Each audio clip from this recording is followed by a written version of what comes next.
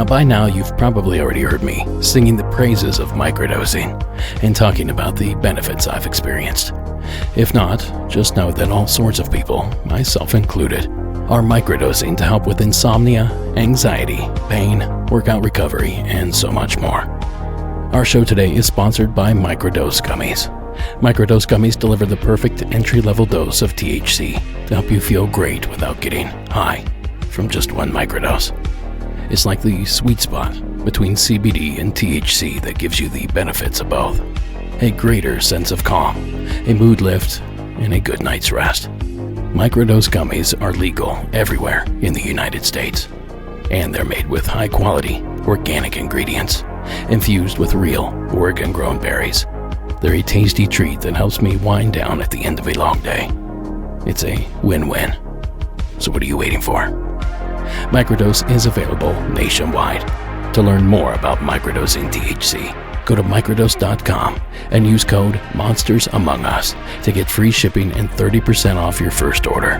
Links can be found in the show notes, but again, that's microdose.com and the code Monsters Among Us. Now, as always, supporting our sponsors supports the show, so thank you for listening. Now, back to that spooky stuff.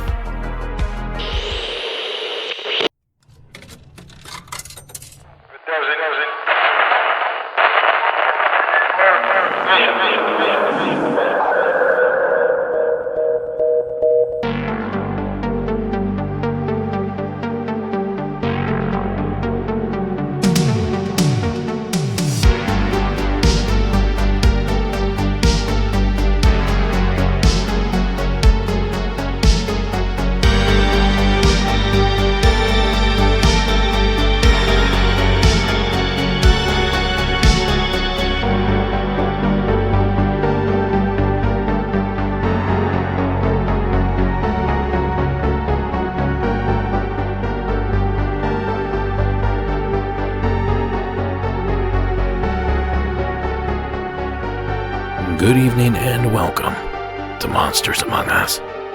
I am your guide, Derek Hayes. I would like to report some missing time. You see, it was just a few weeks ago, it feels, that I started this 15th season. But somehow, despite producing 18 1/8 episodes, time has flown by. And we've somehow found ourselves near the end of this season. In fact, the episode you're about to hear will be the last regular episode for a few weeks, as we take a little break here in the studio. But don't worry, unlike previous breaks, the show will not stop. We'll share unlocked episodes and some surprise content. We'll still be around. Aside from a small format change, your programming will continue all the way up to the premiere of Season 16 and the Truck Driver Special. But never mind all of that for now, because we have a brand new episode laid out for you this evening. An episode full of calls that tickle my fancy. A long list of odd occurrences, strange sightings, bizarre behavior, and freaky figures. Not unlike what is detailed in M's entry out of the state of Texas. This is M. I'm in Texas. I just wanted to share my experience with the Glimmermen. I had never before seen one of these, never heard of one of these before. And I was on the back steps with my grandson one day. This has been about 3 years ago because he was about 2 and he's 5 now, almost 6. He was just playing. He was standing beside me. And then all of a sudden he starts falling face first to the ground. Well, I reached to grab him and I missed. All of a sudden, it was just like, I just seen like, it looked like, you could see through it, it looked like water. It looked just like the leaves and the grass. It looked like it just came alive, and I could see the outline, and it ran up and grabbed him and set him back up. And he was laughing and stuff like that. Well, I know that I wasn't crazy. I've really seen this happen. And well, I was just like in shock, and I was thinking, I know I seen that, and I didn't realize it. I was just kind of having like a, what in the world was that moment? And then he kind of just smiled. He was giggling. He didn't scare him or nothing. And, later on, I had told my husband, like that night after we went to bed and stuff, we were talking, the kids were in bed, and it never happened again. Well, it's like we were sitting on the couch yesterday, and this has been, like I said, 3 years ago. Well, yesterday, my grandson and I were sitting on the couch, and he just out of the blue asked me, he said, do you remember when I was little and I started falling off the porch and that man came running and pushed me back up? My mouth dropped open. I didn't know what to say. But I was like, yes, do you remember that? And he's like, yeah, I do. And I was trying to get like, do you know what it looked like or anything like that out of him? And he couldn't remember what it looked like. He just remembered it happening, but it was just like, it just amazed me. And to be honest, I had never heard of the Glimmerman before. I had heard like different things where people had talked about seeing predator-like things like from movies. But this is the first time I have ever heard a name stuck to it.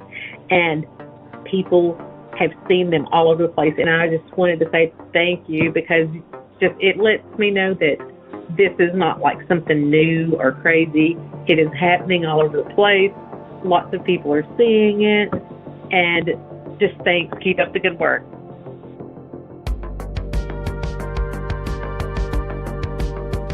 And you can thank Cam Hale and Kyle Filson for that term, yeah. And I thank you for that story. Glimmerman. Now, I first heard the term Glimmerman from fellow podcasters' expanded perspectives. And it sure is a great way to describe this entity.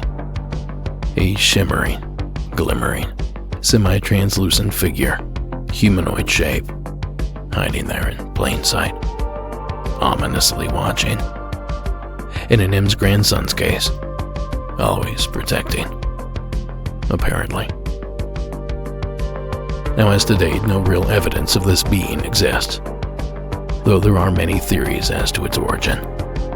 Some think it may be extraterrestrial. Others claim they're of interdimensional origin, yet many more have chalked this phenomena up to cutting-edge military camouflage optics, technology described by a military contractor spokesman in this 10-year-old clip from CNN's Situation Room. What's coming up down the road and very quickly is the Harry Potter cloak. What is it? With that fictional cloak, Harry isn't just camouflaged, he's invisible. My body's gone. How invisible are we talking here? If I walked into a room with a soldier wearing one of these cloaks? You wouldn't see him at all. He would be completely invisible to you. This isn't make-believe. The military has seen the so-called quantum stealth technology. It works by bending the light around an object, even concealing most of a person's shadow. Imagine what that could do for a sniper hiding in a field, or the American pilots who ejected over Libya when their fighter jets crashed last year. They could actually pull out, very similar to what they carry with a survival blanket, throw it over top of them, and unless you walked right into them, you wouldn't know that they were there. I'm sure that's nothing to worry about. Now, regardless of the origin, we now know this entity as the Glimmerman. And although the moniker is fairly recent, it seems the phenomena is not. We've already established back on episode 15 of season 13 that there was a sighting of this mysterious figure all the way back in 1975. That's Adele's entry out of Florida, if you're going back. And from time to time, I stumble upon reports that sound eerily similar to those of the Glimmerman. Reports that occurred years or even decades before the naming of the entity. And recently I stumbled upon a mention in Art Bell's popular radio show, Coast to Coast AM.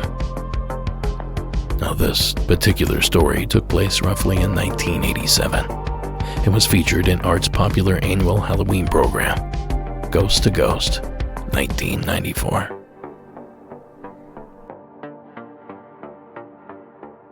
On the first-time caller line, good morning, you are on the air.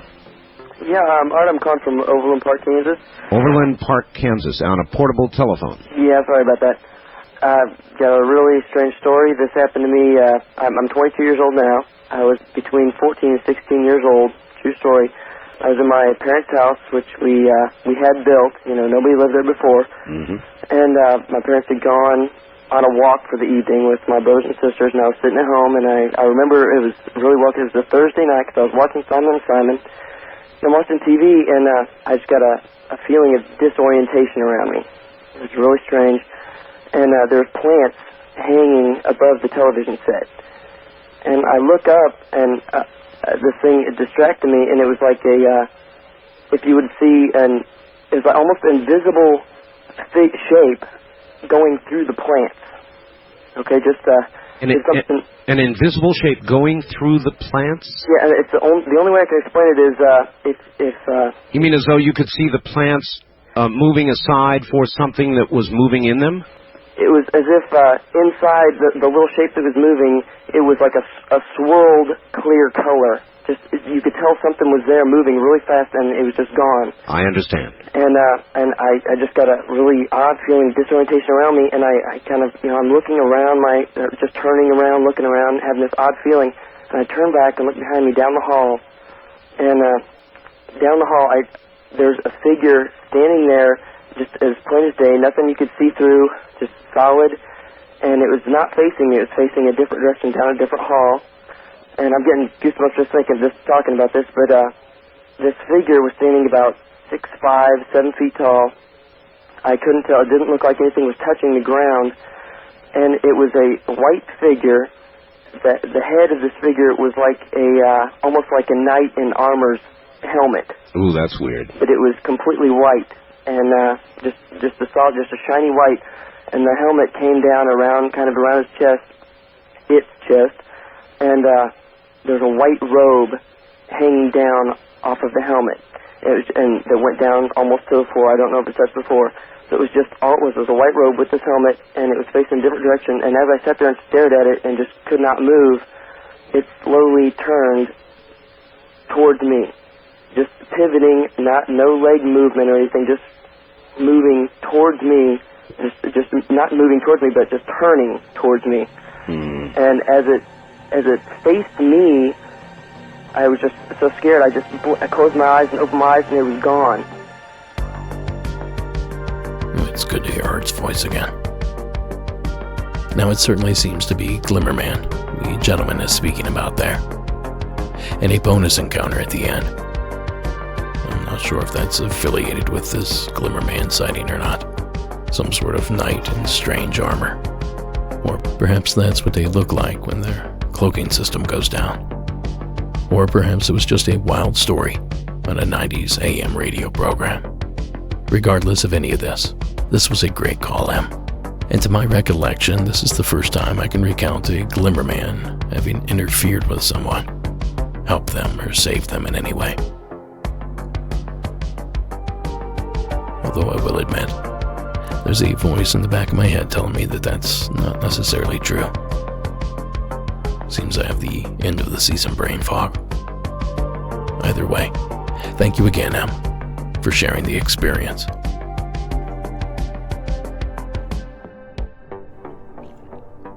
Now, speaking of experiences, if you've seen or experienced something strange that you can't quite explain, please consider sharing your story here on the program. Simply call our hotline at 1-888-608-NIGHT. That's 1-888-608-NIGHT. Or shoot me a voicemail at monstersamonguspodcast@gmail.com.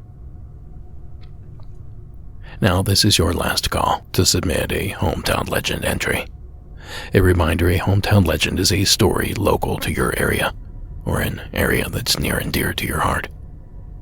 In other words, a legend unique to a certain locality. Well, this is your last call. Get those in by the end of the weekend, or get pushed to next season's finale. Oh, don't forget, I'm still looking for terrifying trucker tales. If you drive a truck for a living, I want to hear your strange experiences. And when you do call for either, don't forget to say hometown legends or trucker tales in the first few seconds of the call, so I can push your entry to the front of the line. For example, something like this. Hi, my name is Chet, and this is for your trucker special. So get them in, and I'll get them played. And I've been meaning to say this for a while, but please do your best to keep your stories brief. If you have to call in more than twice, it's taking too long, and I likely can't use it. At least not without hours of editing to cut it down. So increase your chances of making the air. Keep it short, sweet, and spooky. Now this next entry is a strange one. I suppose that could be said about every call played here on the program. So then I guess I'll say this one is especially strange. Please join me in welcoming Casey, all the way from New York. Hey, Derek. My name is Casey, and I've been listening for a while now, but I haven't called yet, so this is my first call. I do have a few other weird stories I'll call back another time to share, but this one I wanted to share first and sooner because it was a story that was told to me and my sister by my mother, and it happened to her. I'm calling from upstate New York, by the way. We were at lunch for my sister's birthday when my mother kind of just dropped this story on us, and it really took us off guard, but here goes. So she said she went to art school in Buffalo when she was young, college age. So this would have been, I think, late 60s, early 70s for her. And she was an art student. And back then, they really didn't, I guess, use a lot of security on campus and things like that, different time. Didn't have the technology, whatever. So she, one night, was working late in one of the art rooms. She was working on, I think, some kind of pottery or ceramic project, I think she said. And there was no one there. It was like 10 o'clock at night. Everyone was off campus. It was dark, but they don't lock up the rooms because students do sometimes go in to work. So she was there by herself in the building all alone. She was in a room with her back to the door. She was, further into the room near the counters working. Had a little light on over her and was kind of absorbed in what she was doing. And then she says, this is what she told us. She says she got the weirdest sensation that someone was in the room, and she kind of sat up and she turned around and she said she saw in the doorway a man standing in the doorway kind of just staring at her, and she got a very menacing feeling like this is not good. She looked at him, he looked at her, and then she said she heard a voice, a very loud and clear voice in her head say, "Run now." So without hesitating, she just listened to it, and she got up and she ran towards the guy, and he ran towards her. As she was getting close to him and passing him, she says she swears this is true. And she was not on drugs, not drinking anything. She was sober. She was, working on her stuff. She says she swears that as she passed the guy, she felt a rush of wind, and she looked over her shoulder and saw the man fly up against the wall. And she just kept running. She ran out the door, she ran down the hallway, and she went all the way to where the security office was and told them that there was a man in the room. Now, me and my sister were kind of jaws dropped when we heard the story. We didn't know what to make of it. She swears up and down for herself that that was her guardian angel telling her to run, so take that as you will. I've never heard anything like this before. Whatever it was strong enough to punch a hole into our world, so to say, and lift this man up and throw him against the wall. So I don't know. I'm assuming she's telling the truth. She, again, like I said, she was like 18 or 19 and, totally sober, and she remembered it all these years later and decided to share that story with my sister and myself on my sister's birthday. So, yeah, curious to hear what you think.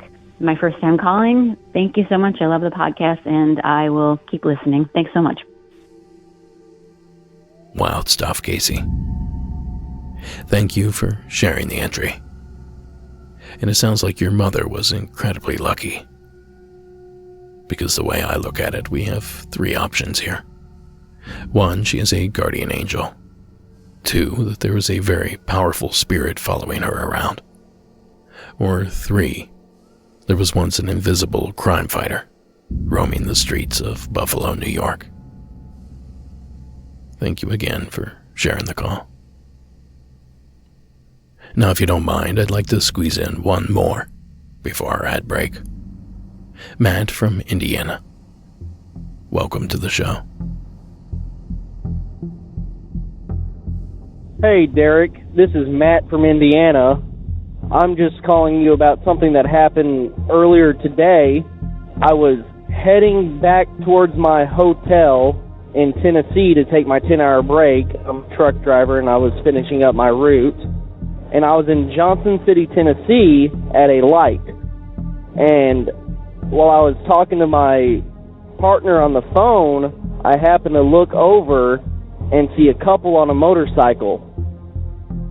And it took me a second, and I registered that the couple on the motorcycle was my old Army sergeant and his fiancée. And I was like, well, there they are. Hey. So I once was able to safely text them. I text them, are you in Johnson City? And he replies with, he's in Statesville, North Carolina, which is probably about 5 hours from where I saw them. There was no mistaking who they were. I spent every day with him for 3 years when I was in the Army, and I knew his fiancée very well. In fact, seeing what I thought was his fiancée's face from the side is what convinced me it was them. Same type of motorcycle, identical. So I guess that's a classic doppelganger story for you. There was no mistaking it was them. It was them, for sure. So yeah, thanks, Derek. Bye. Thanks, man. It sounded like them to me, too. And I might be losing it, but this call sounds awfully familiar. Have I played this one before? I hadn't thought so for the first 5 or 6 times hearing it. But on this last listen, I'm now not so sure. Now, of course, I searched my records, but they say no. But my record keeping wasn't the greatest for those first half dozen seasons or so. So perhaps it simply slipped through. Or perhaps it sounds familiar because these sorts of experiences are reported all the time. Or maybe Matt called his story in more than once. That happens from time to time, and if I don't catch it, it really messes things up. Little peek behind the curtain. But no matter. It's deja vu all over again. New or not, we appreciate the time, Matt. So thank you for calling in.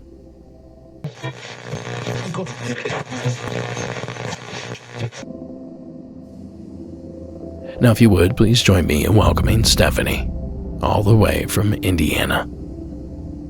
She's here with our next terrifying submission.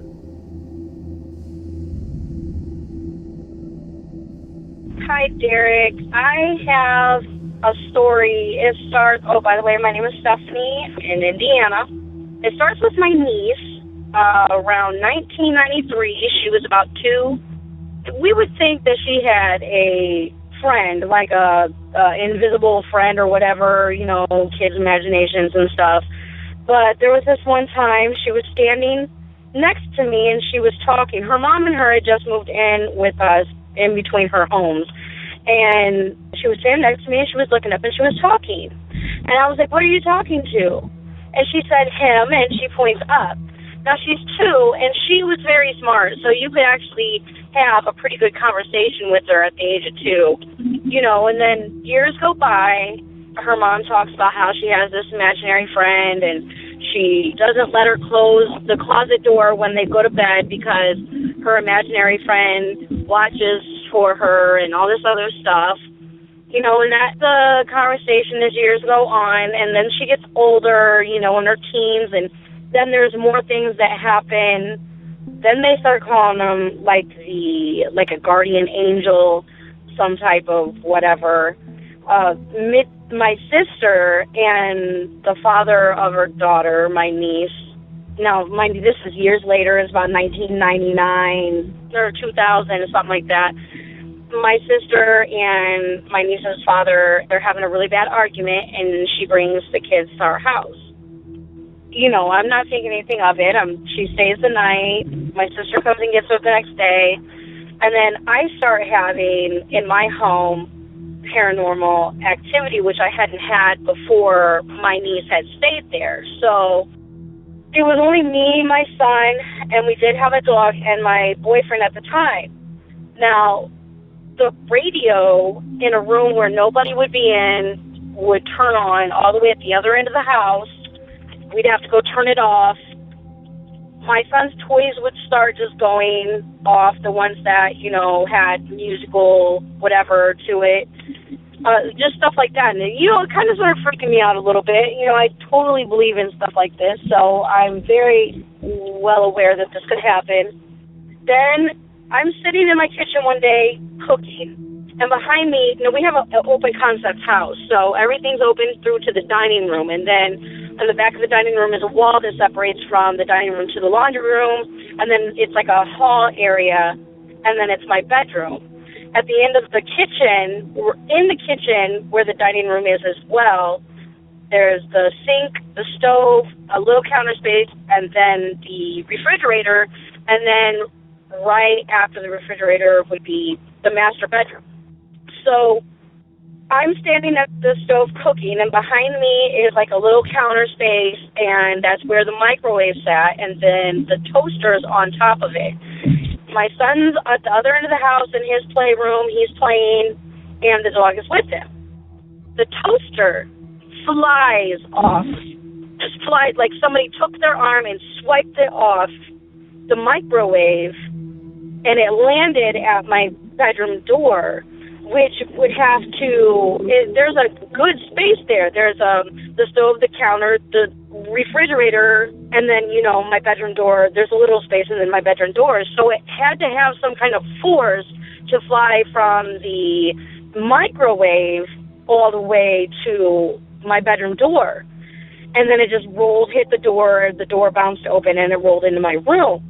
I kind of, like, freaked out. I grabbed the phone, and I'm calling my son into the living room at that time now, and then my dog comes with him, and then all of a sudden my dog starts freaking out, barking, runs past through the kitchen into my bedroom, through the house into my bathroom.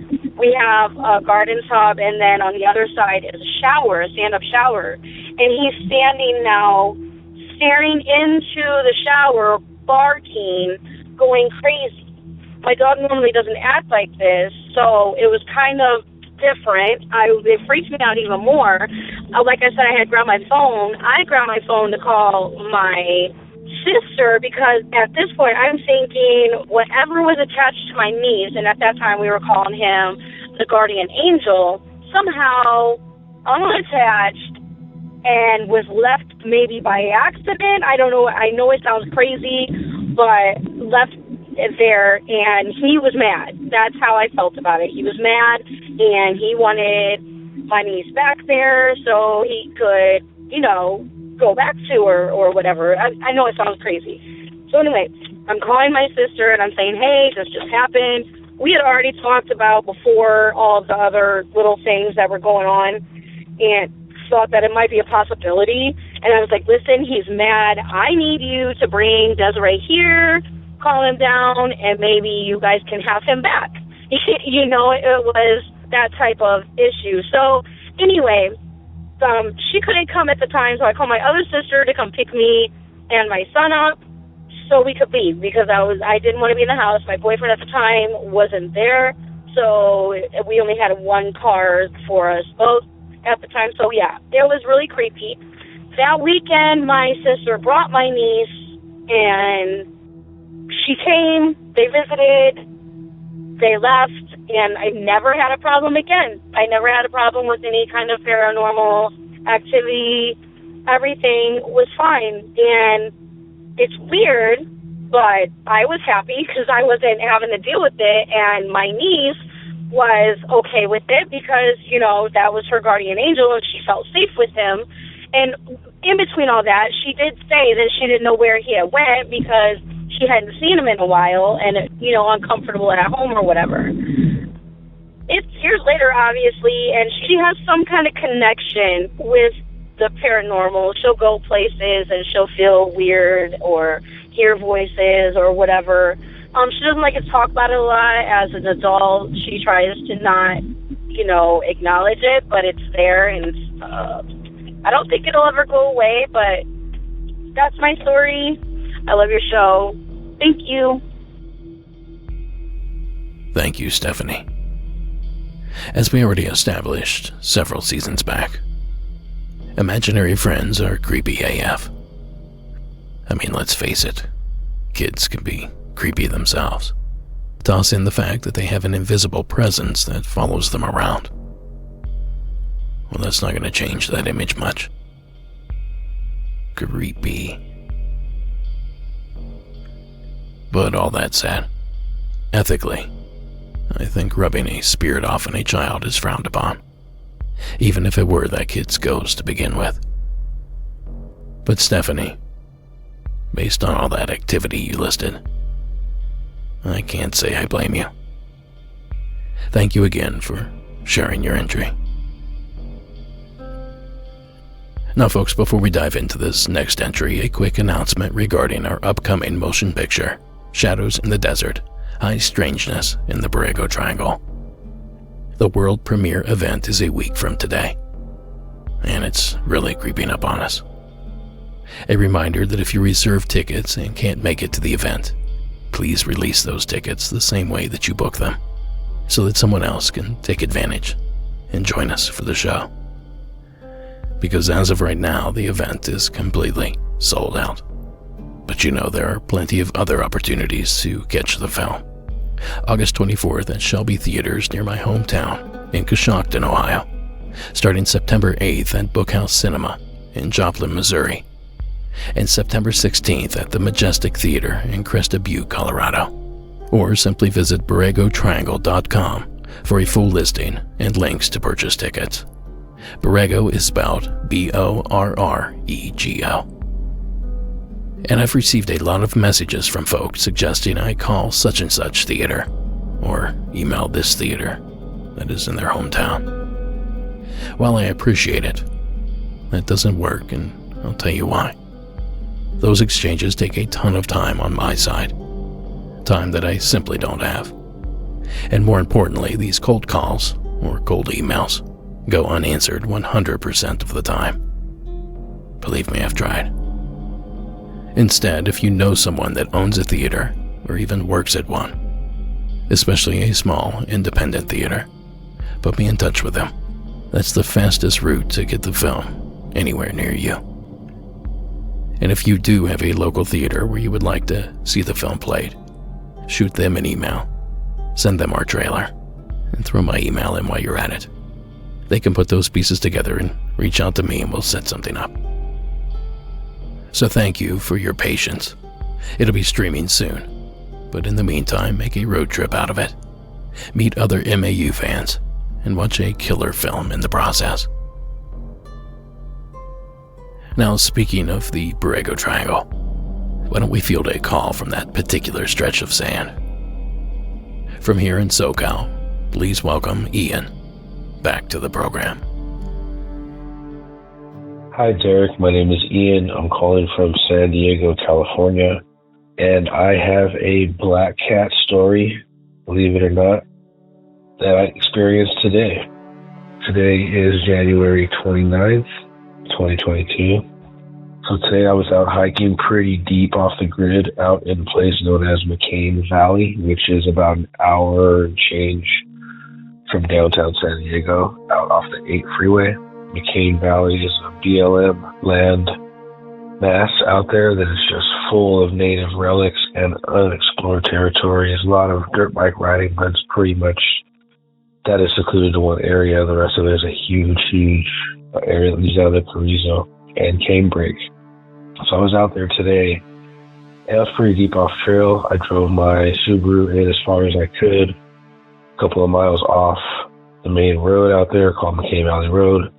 I drove east a ways, and I hiked, and I was parked. It was 11 a.m., told me to be around the bush, but I was walking east of a place called Lost Valley, and I looked across the ravine and I saw something running.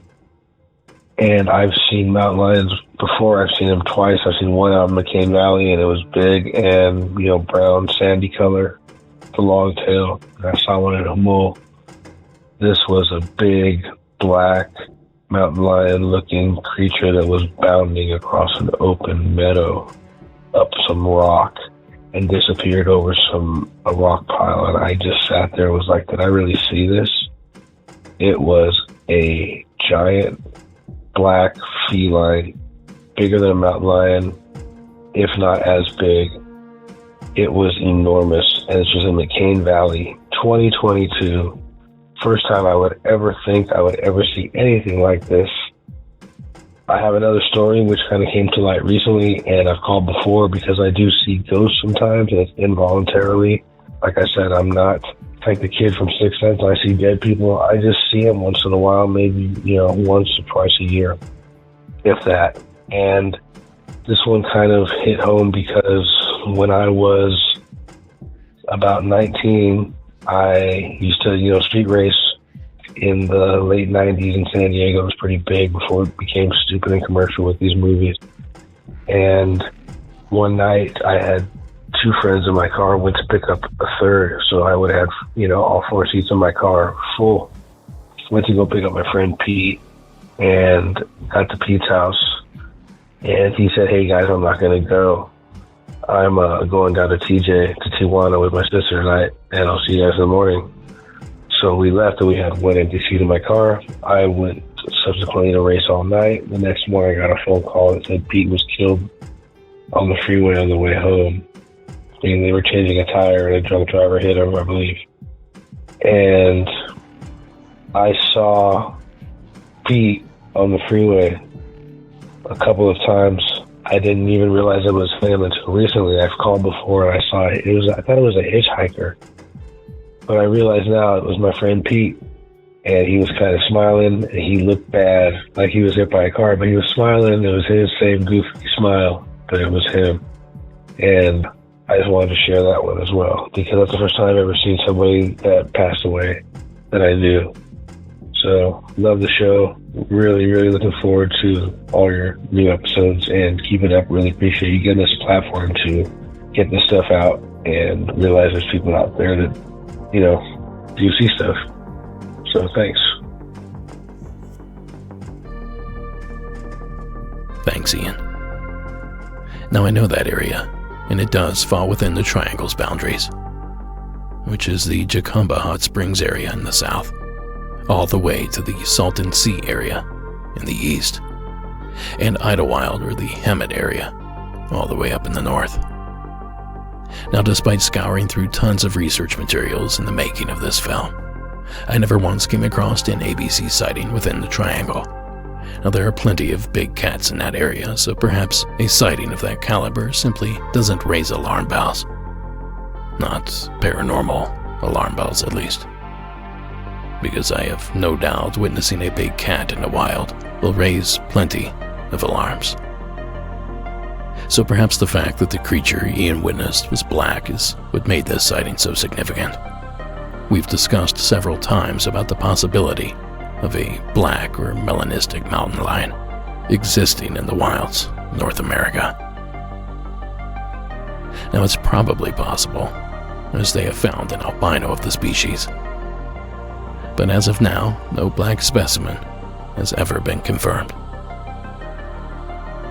But given the location of the sighting, only a few miles from the Mexican border, I wonder if this may be a known animal that was witnessed. The jaguar. Now, officially, the jaguar was hunted to extinction in the U.S. years ago. But as late as the 1860s, the America's largest cat had a stronghold on the region. Tales of the animal living in the mountains above the Palm Springs area are quite common. And these days, from time to time, one wanders up from Mexico or places south. On occasion, they catch one in a trail camera in Arizona, but never a black one, and never here in California. perhaps until now. And Ian, as for the ghost of your friend story that you submitted, I cannot find that original submission anywhere. Otherwise, I would have shared it here tonight. Either you didn't call it in, or something strange is going on here. Regardless, thank you, Ian, for the entry. And it probably goes without saying, but I really enjoy any report out of the Borrego Triangle. Now, switching gears. Tina is our next contestant, and she hails from the eastern reaches of Canada. Welcome to the show, Tina. Hi, Derek. My name is Tina. I'm from Newfoundland, and I just want to tell of a little thing that happened to me when I was probably about 11 years old. It was back around 1980. One night, I was at my aunt's house, and my mom was there with me, and they had asked me to go to the store, and it was getting dark, and I was really nervous of the dark. And I was walking down the driveway, and I heard this terrible noise. And the direction it was coming from was from my yard, because my aunt was living very close by. When I looked up, I saw this. It was a horrible sound that I heard, and I can't quite remember. It was a long, long time ago, but I remember the way I described it. To me, I said it sounded like everything, laughing, crying, just the most horrible sound ever. And when I looked up, I saw in the corner of my yard, there was this big blue light. And the way I describe it, it was bigger than a person, and it was long like a person. It kind of reminded me of somebody that was bent over slightly, but not quite like a person, if that makes any sense at all. And the way I always described it was a blue glow, the way the light of a VCR would glow. Now I'm really dating myself. But that blue VCR light glow. And what made me look up was this horrible, horrible sound.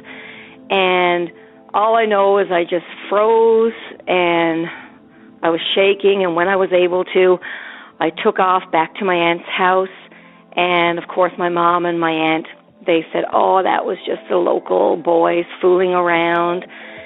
I really failed to see how they could be. I failed to see how there could have been such a big blue light like that. And to this day, I have no explanation. Growing up Catholic, of course, it was the devil. It was something creepy. But now when I think about it, I'm just wondering if it was some type of thing that could be explained scientifically. I know you've spoke of ball lightning a lot, but I've never ever heard an explanation of ball lightning looking like a long blue light. But I still think, I really believe there's a logical explanation. I know I saw it. I absolutely know I saw it. And the reason I'm calling, through the years I've researched, and I'm always looking for stories of a blue light like that. So I'm just wondering, is it a type of ball lightning that I saw? And the thing about the noise, I have no idea. To me, it was the noise that made me look up. It was ugly. It was horrifying. But the reason I'm calling in, I'm just hoping that you've heard a similar story. I'm hoping that somebody has an explanation, because there absolutely has to be. Anyway, thanks for listening. I've been listening to this now maybe for the past year. I binge on it when I'm getting ready for work, when I'm doing any kind of house chores. Anyway, thank you so much. Have a good evening. Bye-bye.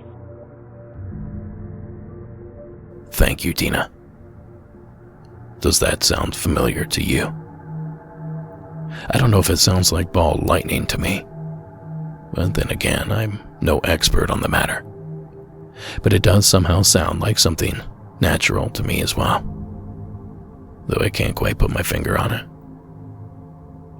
I suppose that's my way of saying that I have no idea. But thank you again, Tina, for sharing the call.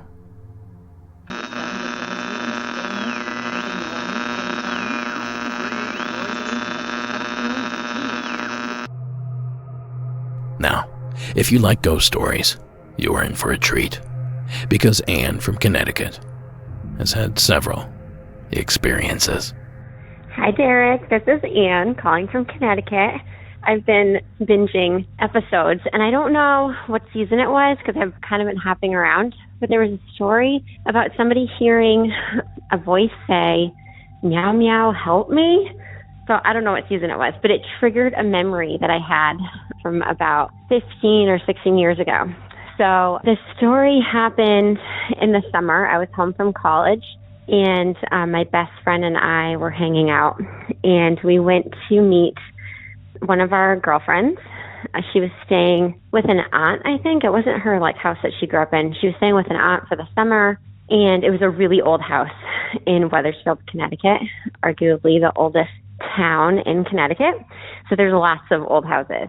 So we're hanging out outside this house, and she's telling us that the house is haunted by a little boy, that her and her cousins had seen it in the house, and that it was very mischievous and would play tricks on them with the lights, and, they'd see him out of the corner of their eye. So we're all joking around. I was probably 19 years old, I think. And during this time while we were there, I had used my cell phone. So think old school cell phone, not iPhones we have. It was probably a Razor or something, because this was in 2004, 2005, I think.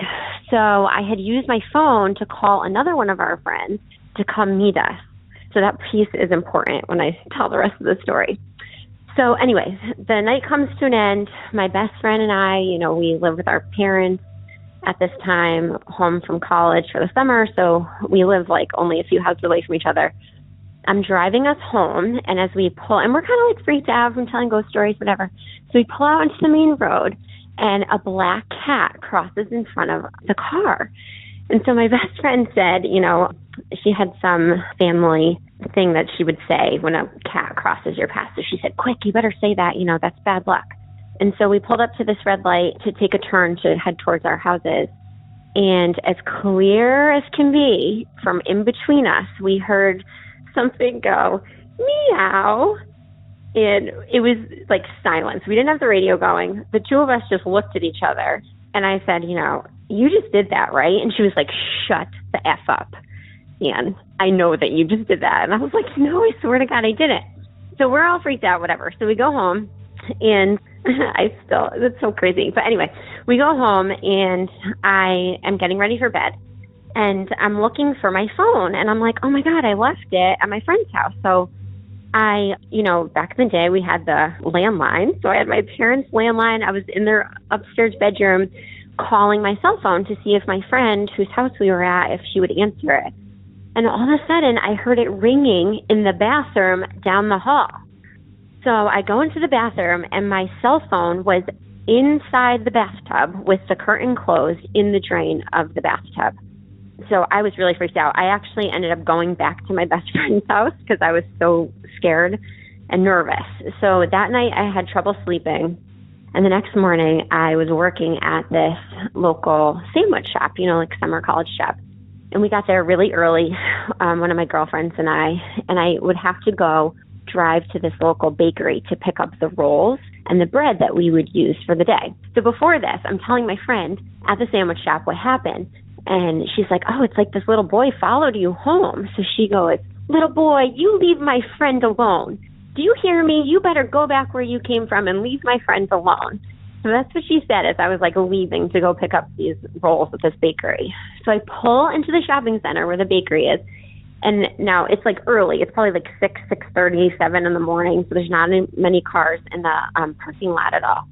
So I get out. I go into the bakery. I come back out. And my driver's side door was wide open. And I looked around. It wasn't an old car or anything that, had a weird door. But I looked around and there was nobody around. So, but it had been that I was just in a rush and I left my door open when I ran into the bakery. Maybe. I don't think I've ever done that any other time in my life since then. But when I got back to the sandwich shop, my coworker and friend, I told her, and she was like, "Oh my gosh, it's he listened to you. I told him to go away, and it's he left your car and went back to wherever he came from." So I never had any issues after that, but just between the cell phone and definitely hearing that meow, and then my door being open, and just the terrible night's sleep I had. I kept feeling like there was somebody watching me. So anyway, thank you. Have a great day. Bye. Thank you, Anne. Meow, meow, help me. That brings back memories. I distinctly remember that call from a very, very early episode. And I tried to find it, but as I'd mentioned earlier, my record keeping wasn't all that great early on.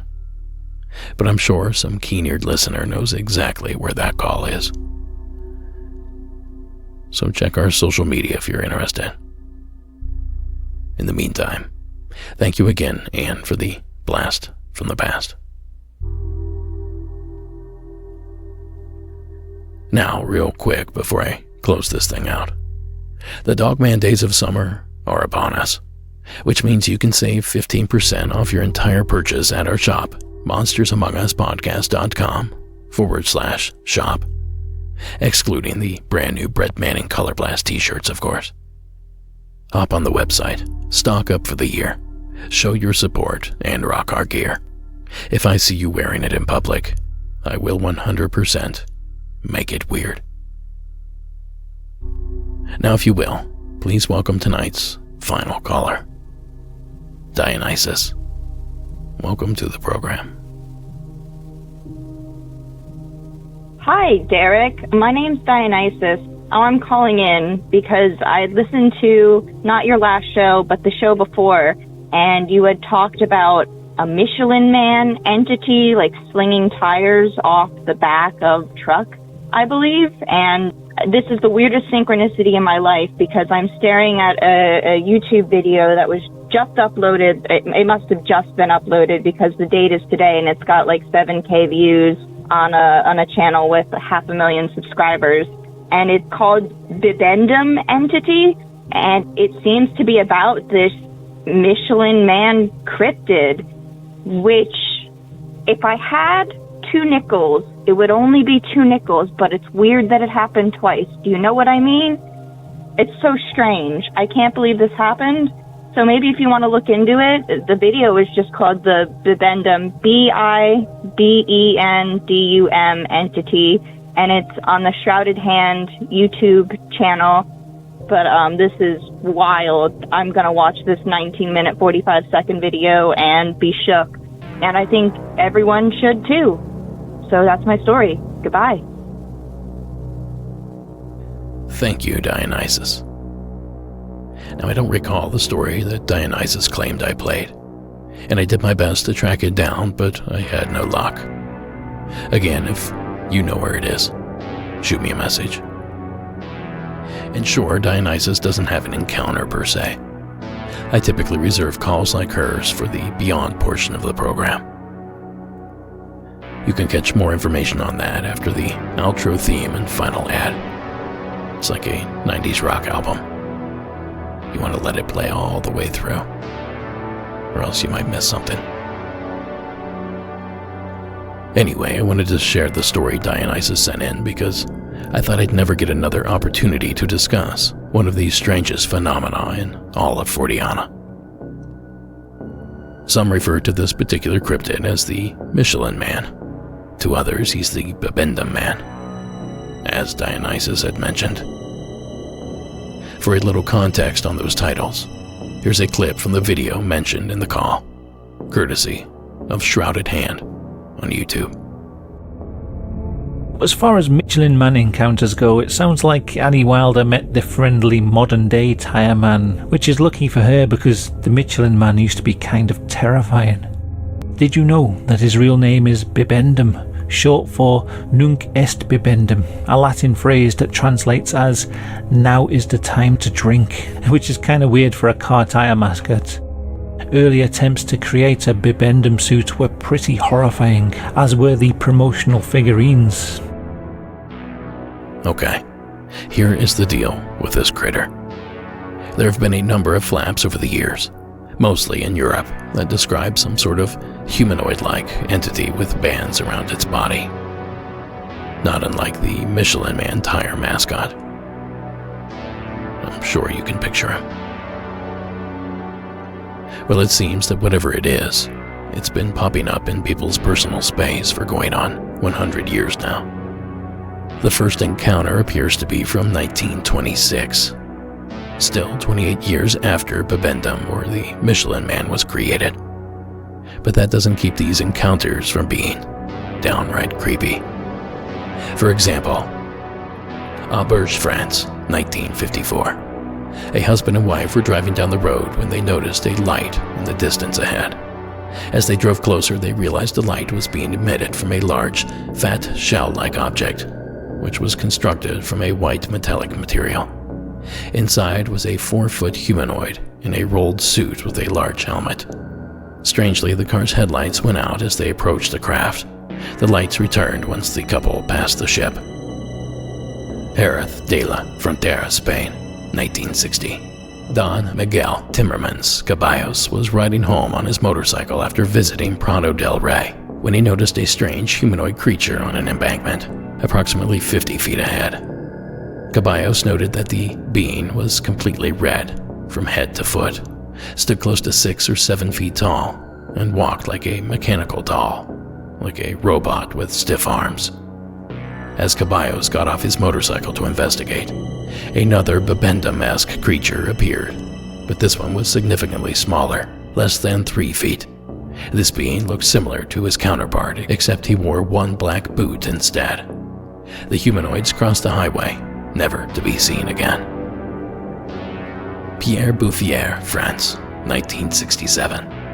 A man and woman were riding in a car when they noticed a 3-foot-tall Bibendum hovering by the side of the road. The entity waved at them and proceeded to float away. No craft was seen. And finally, Western Kansas, 1976. A young couple was driving in a rural area when they saw a group of 3 flying discs, and then one which came much lower. The couple then found themselves driving 90 miles further down the road with no intervening memories. Hypnosis was used with each of the couples separately, and it was claimed that testimonies matched even in detail. 3 Babina, approximately 5.5 feet tall, were seen on the craft during the abduction-type experience. Later, they found needle marks on their bodies, along with scratches and a rash. The couple believed they became telepathically sensitive after this experience. The incident was researched and reported on by J. Allen Hynek of Project Blue Book. And you heard me mention that the first known encounter with these entities occurred nearly 100 years ago. Well, I find this encounter from the 1920s to be the most fascinating. One November evening in 1926, a young Lancashire boy encountered a trio of strange entities in the back streets of Bolton. On the night in question, Henry Thomas was out playing hide-and-seek with his friends. Spotting a back gate ajar, he crept into the yard hoping to find one of his playmates hiding there. Instead, he found 3 strangely clad figures peering into the back window of a house. The figures were dressed in a style reminiscent of the famous Michelin Man. They wore bulky suits made of silvery gray rubber tubes, dome-like helmets, and black boots. The helmets were connected by tubes to small tanks strapped on their backs. The strange trio suddenly spun around to face the boy. They had pale heads, shaped like light bulbs, with dark slit-like eyes and tiny noses. One made a gurgling sound. Then all 3 advanced toward the terrified youngster, who ran home as fast as he could. Despite his fear, Henry felt the entities were friendly and meant him no harm. His family, though initially skeptical, eventually accepted that he was telling the truth. They nicknamed the beings the 3 Wise Men. I don't know. 1 or 2 more details and we could have nicknamed them the Mirrored Men. A few strange coincidences there. And you know, if you still don't find this Mascot just a little bit creepy, head on over to the show notes and watch the cartoon from 1935 called The Story of Bibendum, with a Michelin Tire Man. An unsettling little animation showing how the Michelin Man came to be. It's just kind of weird. Anyway, this is just the tip of the iceberg, or I suppose the outer tread of the tire. There are many more encounters like these out there, so check the show notes to find an entrance to that rabbit hole. A mystery I think is worth further exploration. So there they are, the Babenda men. They are now on your radar. And if you have a story surrounding one of these inflated phantoms, please shoot us a call. And if you'd like to hear more on this mysterious Michelin Man-like humanoid, check out another of my favorite podcasts to catch their coverage on this bizarre case. Bryce and Michael covered the subject on Bigfoot Collectors Club 2 years ago tomorrow. So how's that for synchronicity? You can find a link to their work over in the show notes. A big thanks to Dionysus for the informative call, and a big thanks to Delaney for the last-minute research here. And that's going to do it for this episode. I want to thank you for tuning in. A reminder to ride the show out. There is some important information throughout the broadcast. And always remember that Monsters Among Us is written and produced by me, Derek Hayes. Copyright Red Crow Media. Additional support was provided by Sarah Carter Hayes and Delaney Powers. All media used in this production is done so under the protection of fair use. And if you enjoy the show, please take a moment to follow us on social media and give us a like and follow on YouTube as well.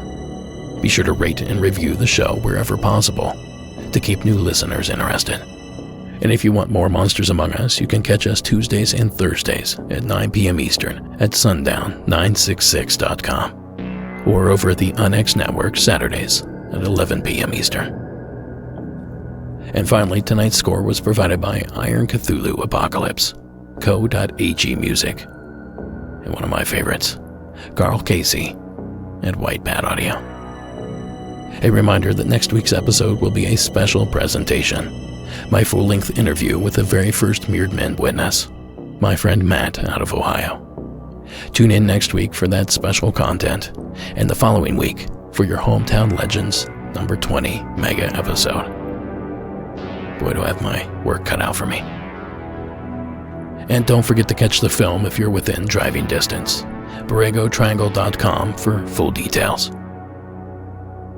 Alright folks, that's gonna do it.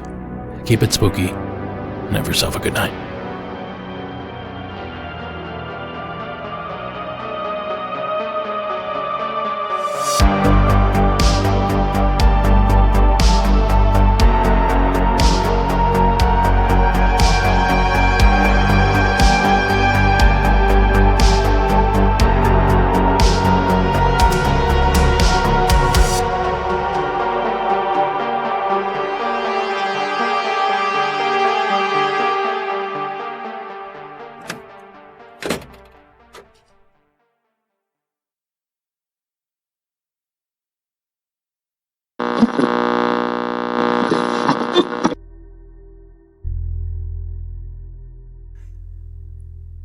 Now tonight's bonus entry. Yeah, if you just found this, we do this on every episode. And we have for several years now. Go back and listen because you're missing out on some of the weirdest calls. Calls like this anonymous entry out of Potato Country. Hello, I'm calling from Southeast Idaho area. I wish to remain anonymous on this. I'm calling about one personal one that really scared me the most. It was about 2009, 2008. I just turned 22, and I'm driving through Indian Reservation here, Fort Hall, going northbound, and I just passed the slow neighborhood part of the reservation, and I'm just cruising along, having a good time, and I'm heading north to go see some friends, and headlights weren't too good on the car, and next thing I know, I see something black like a dog in the road, and I hit it, and I slammed on the brakes. I pulled over, and I just remembered, that for a cool night, that seemed like a dog would run away, be running around having fun. So I got out of the car, and it's about 11:30, almost midnight. And I checked the front of the car, and there's no real damage except for a really big dent on the hood, and the front of the grill is just cracked. And I realized there was no blood on the car. And so I was like, oh no, this poor thing's probably alive and in a lot of pain. I need to go find this dog. So I started walking back a little bit, and it's really hard to see. There's no moon out. The stars are spectacular, though. And I can't see that if there's anything in the road. So I go to start walking back, and I look around the car on the side of the road.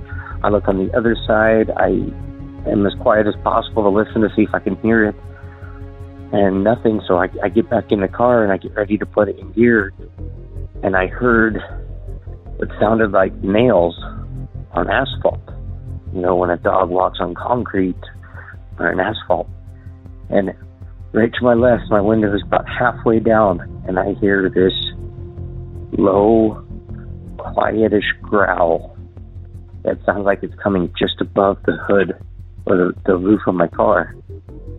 I freaked out, I panicked, and I took off out of there. And it wasn't until about 5 years ago, through lots of therapy and counseling, going through everything I've gone through in my life, that this had come up. My counselor helped me recall a description of this thing, because in my head it just kept changing. I hit a dog, or I hit a goat, I hit a horse.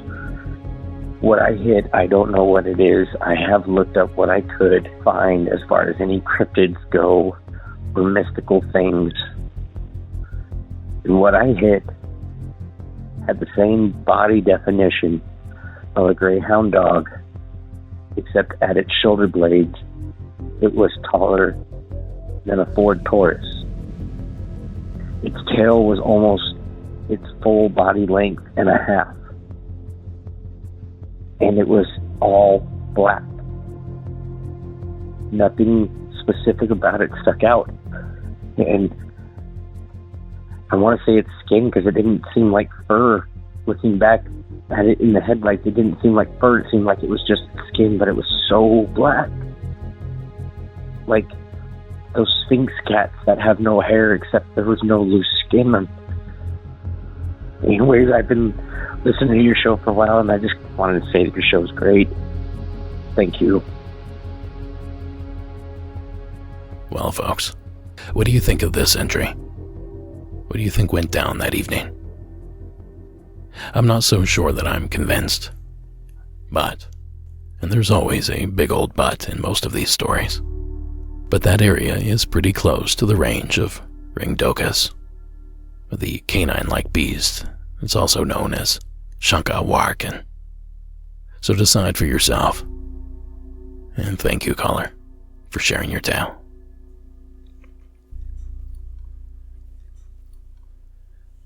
Psst. Hey you. Yeah, you. You want to hear some more spooky stories? Well, stick with us through the beyond, and you can do just that. Gain an additional 25 to 35 minutes of content simply by joining our Patreon campaign. Search us out at patreon.com or click the Patreon button in our homepage. Then join the $5 level for instant access to days worth of additional content. And Patreon has made it even easier by allowing us to provide free trials. So give us a shot. See if we've earned your money or not. And now, if you don't mind, I need to start the after show. Good evening, Monster Squad. It is a pleasure to have you aboard with us here this evening as we cruise past the creepy and float by the unfathomable. I have one hell of a program lined up for you this evening. Only a couple of calls tonight, but high-quality calls, no doubt. So let's get started. Here with Justin's entry out of North Carolina. Hi, my name is Justin. I currently live in North Carolina, but during my 4 years of high school, I lived up in Minnesota with my parents. They had a house in South St. Paul, which is outside St. Paul, Minnesota. We have a bunch of weird stories about that house. But the weirdest one Well, one of the weirdest ones. There were multiple weird ones. One that comes to mind right away is I had seen